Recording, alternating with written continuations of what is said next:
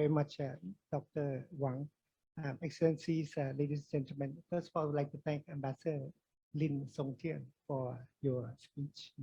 I think for me, looking at the heading, the topic of today's discussion, global mobility, I would like to address the trends and challenges that we see coming up, and also talk a little bit about this year.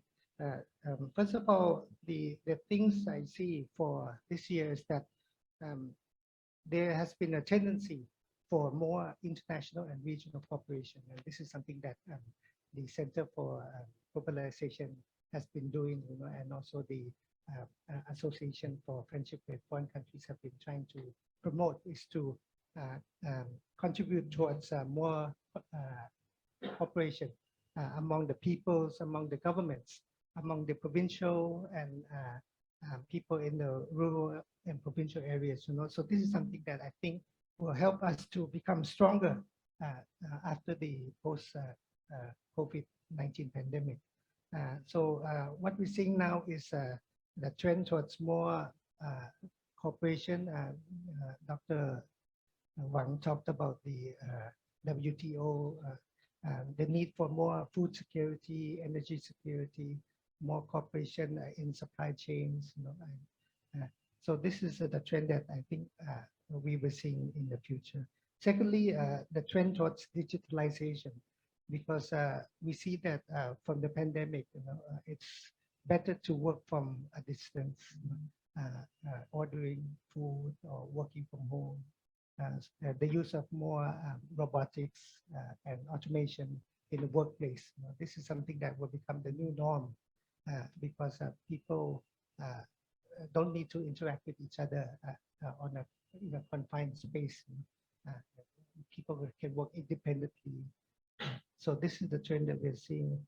The trend towards more sustainability. People talk about environmental concerns. Thailand is the chair of the APEC this year, and our focus is on bio-circular and green economy. And Ambassador Siddharth was talking about the UN Sustainable Development Goals 2030. So this is the trend that I think the international community is trying to focus on. China has been a leader of green technology, green innovation. You have clean energy.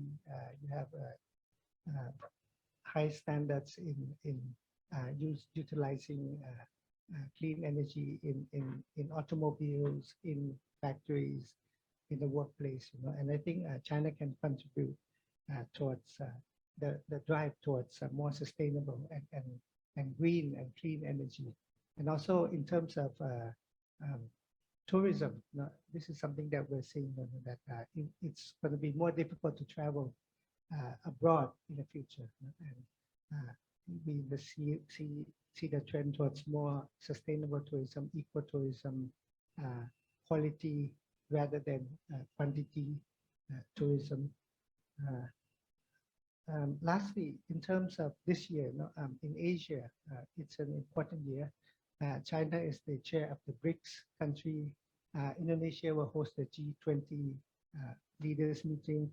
Thailand will host the APEC, Asia Pacific Economic Cooperation. And what we're trying to do now is to try to push forward these trends that I mentioned, the trend towards more use of digitalization, the trend towards more use of clean and green energy, sustainable energy. I think we're talking about the use of the APEC travel card.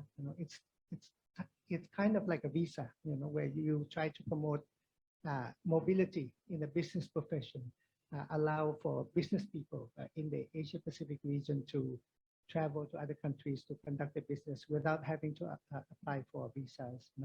We're talking about discussions towards free trade area in the Asia Pacific, which will be the largest free trade area in the world. Right now we have the Regional Comprehensive Economic Partnership, which is already the largest, but FPEC in the Asia Pacific will be even larger. This is something we're talking about, the interoperability of vaccine vaccination certification, where you can use certificates in China and you can use it in other countries, have the same effect. So these are some of the trends that we see in the world. So I very much welcome the discussion here to learn from all the distinguished ambassadors on their experience, and also to help to push forward the trends and developments in this area for future cooperation. Thank you very much. Yes. Thank you. Thank you.